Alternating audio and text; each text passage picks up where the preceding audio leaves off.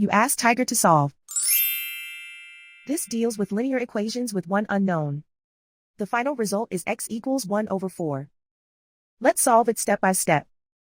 Group all constants on the right side of the equation. Add 3 over 4 to both sides. Combine the fractions. Combine the numerators. Reduce the zero numerator. Simplify the arithmetic. Find the lowest common denominator.